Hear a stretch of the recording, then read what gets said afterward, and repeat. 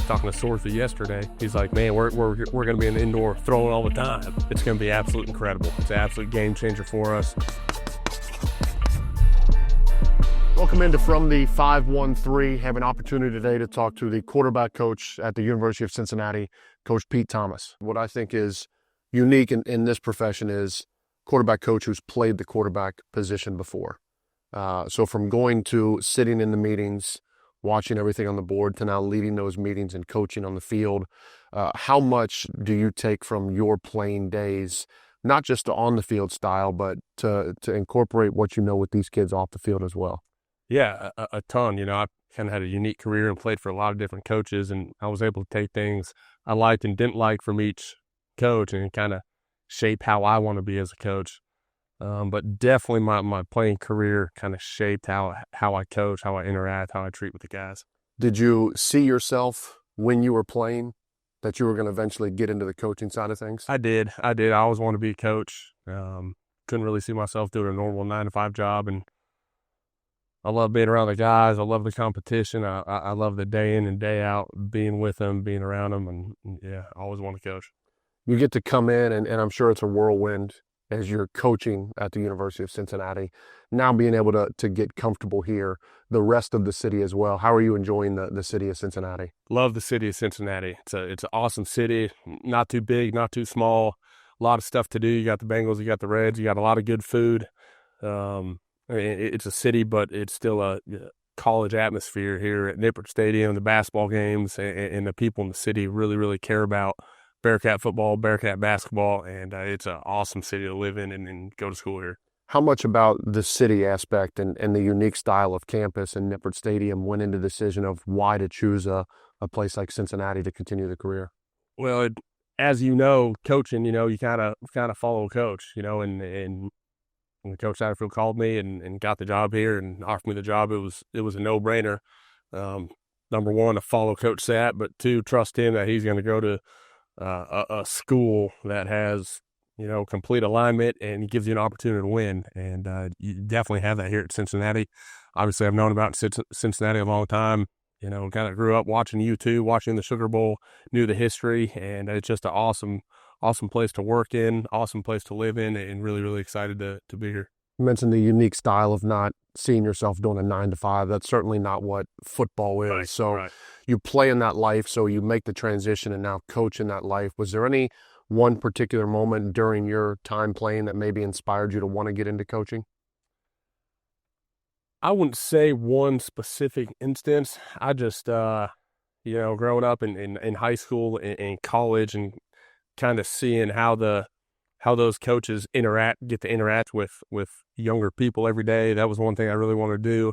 And then also I just love the game of football and didn't want to be away from it. And obviously at some point you're going to be done playing, and coaching is the next best thing to playing. And just something I always wanted to do. And, throughout my college career, getting around different coaches, it just furthered my love for wanting to be a coach. The X's and O's obviously change. But what things do you take from your play as a quarterback that you incorporate in your coaching of a quarterback? I think the number one thing I take from playing to coaching is really just consistency. What we're looking for in players is being consistent, especially at the quarterback position. Just be consistent. And as a coach, I think you want to be consistent as well. You want the players want to know what they're getting from you when you walk into that meeting room, when you walk on that practice field. As a coach, you don't want a player that's up and down and makes really good plays and can't make the easy plays. When you're a player, you don't want a coach that is going to be up and down and you don't know how they're going to be when they walk into that meeting room. So being consistent, I think, is the thing I've taken the most from, my playing days to my coaching days. Obviously, recruiting is a huge part of this, not only the athlete in particular, but the family as well. When you're sitting down with families and you're sitting down with recruits, what are some of the messages that you're giving on why to come to the University of Cincinnati? Yeah, I think number one is Coach Satterfield and the culture that he's set for, his coaching staff, but the entire team. They're going to get treated right both on and off the field. They're going to get coached and coached hard, but they're going to get taken care of, on the field, off the field. They're going to be developed on the field, off the field. So I think that's number one. And the second selling point is just the university, the city as a whole. In the Big 12, open up a brand new football facility, the football tradition here.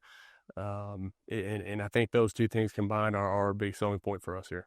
What's motivating you? Obviously, the love of the game itself, but what's motivating you when you wake up in the morning to come and do this job that you love to do? Man, there's great people to be around. The coaching staff and the players, I think we have a really, really good coaching staff, and we all like working together. And I think the players, we have some really, really good football players here, but they're fun to be around as well. And I think those two things combined are really motivating. And then also in this profession, it's not the same every day. You know, you don't really know exactly what the day is going to bring. There's always challenges. There's always changes going on. You got to be able to adapt, and it's never boring. Culture is such a key word now in any sport, in any team setting. How would you describe the culture at the University of Cincinnati?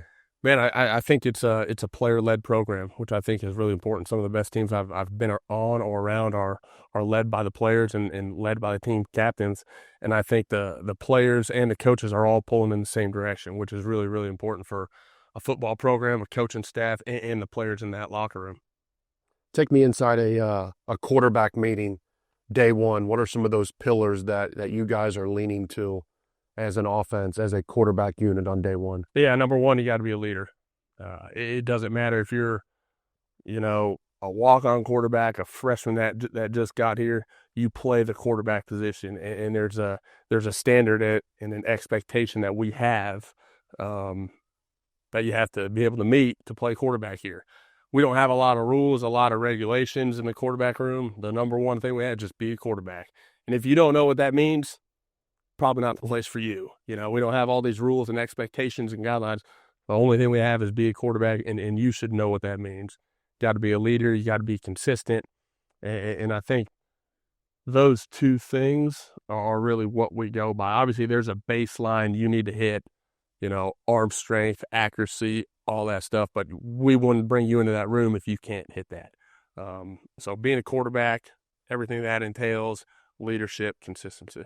It's one thing to get in the meeting room. It's another thing to thrive as a quarterback in college football. Is there a specific type of quarterback that would thrive the most in this system?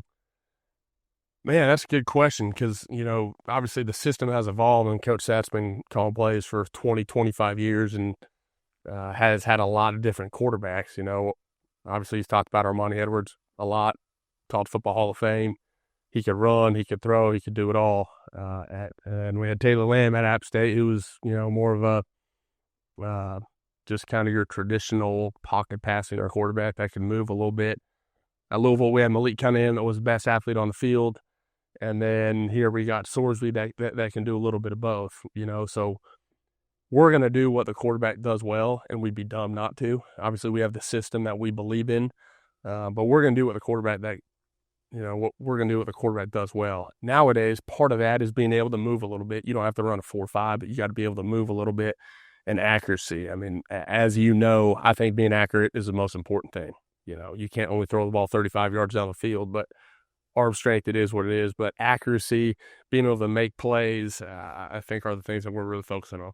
Is there a moment you can look back to in your coaching career where you felt you were the proudest as a coach watching what one of your quarterbacks was doing? Oh, man, that's a good question. Did not expect that one. It's such a fulfilling job. Yeah. Because you go from the player and kind of everything's on your own shoulders. Yeah. And then you're coaching a group. I think coaching any sport, the highs are really high and the lows are really low, obviously. And you don't really get that in another job. And obviously we've had a lot of really, really good highs, and we've had some lows, which we're trying to get rid of those. Man, that's a good question. When Coach Satterfield, when we were at App State and he took the job at Louisville, and there was a bunch of us that stayed back to coach the Dollar General Bowl, and we won that one. I think that was kind of my first time really running the room. That was a pretty cool moment. Today's world of college sports is a lot different. So how are you handling the player that thinks they should be starting right away? How are you handling that conversation with parents? I assume everyone feels they should be starting. Everyone wants to start. How do you table those expectations a little bit, understanding there's only one guy that gets on the field? That's what I was going to get to. That's the tough thing about, coaching quarterbacks and playing quarterback is only one guy gets to play.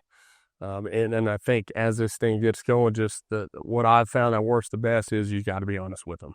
The first conversation I had with a high school recruit is telling them exactly, our room, where they stand, what we think of them. Recruiting Sorsby in the transfer portal, 100% honest with them. In our exit meetings after last year, you just got to be honest with the guys about our plan, how we see them going forward. Because if not, they can leave at any moment, basically. And most of the time, they appreciate that honesty. And honesty creates, trust and a relationship that you can move forward with. But honesty is how, what I think is best going forward in this day and age when, NIL and the portal and only one guy gets to play. Man, you got to be honest with the guys and they'll respect that. It's not attainable for every single player, but every player wants to make it to the National Football League. At a place like the University of Cincinnati, how much can you rely on the players that are currently playing in the NFL, players that have played in the NFL at a high level, to show that you can come to the University of Cincinnati and still make it to the NFL? Yeah, it matters. It matters. I mean, when Travis Kelce, the best tight end in the league, is playing on Sunday Night Football time, that matters. Desmond Ridder, Sauce Gardner, all those guys, when we're recruiting guys and they see, some of the best players in the NFL at their position, when they see them Monday Night Football, it helps us in recruiting. That combined with going to the Big 12 and the new facility, it matters.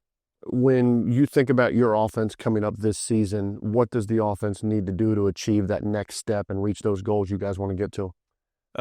Two things really stick out. Number one, take care of the football.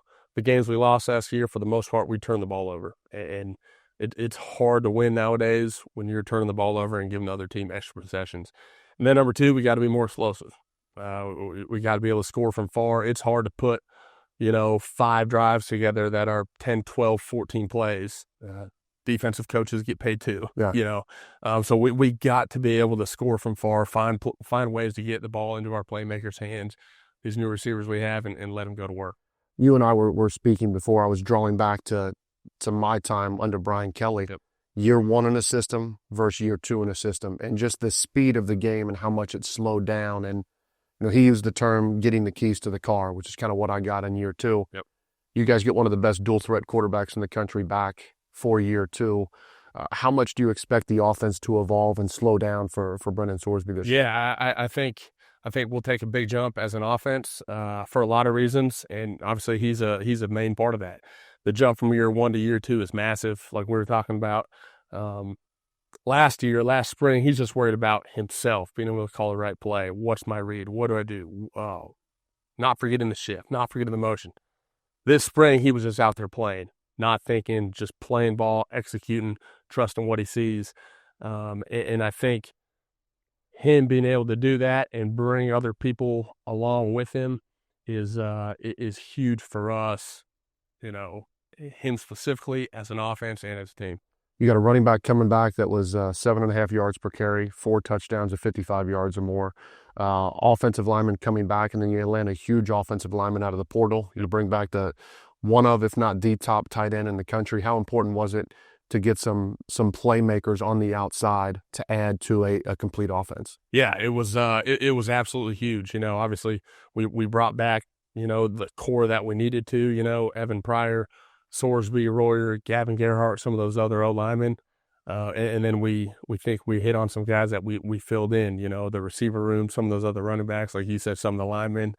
So I think we have a good mix of guys that have been in the system that made a lot of plays for us at a high level last year. And then we added some good pieces that made a lot of plays at other places last year, added some size, added some speed at the wide receiver room, which I think all those combined is going to be huge for us. What do you think people's reaction is going to be the first time they get a chance to see the new indoor practice facility? Oh, man, it's going to be absolutely incredible. It's an absolute game changer for us, not only in recruiting, but also for our guys here. And I know it's going to be a game changer. The facility is unbelievable. We can't wait to get in there in a couple weeks. We talk a lot about just how nice it's going to be, but from a weapon standpoint, we know the recruiting side of it. How important is it to have a space like that for the team to be able to be together in every day and to be able to practice in every day, regardless of what's going on outside? Yeah, it's huge. It's huge. We'll be outside and okay, weather comes in, we just go right in the indoor facility, or, the guys are lifting and they can go right out to the indoor facility. Talking to Sorsby yesterday, he's like, man, we're going to be in the indoor throwing all the time. So it's probably going to have to be one of those things where, hey man, stop throwing, go home. Yeah. You know, I think the players are going to be in there all the time, almost too much.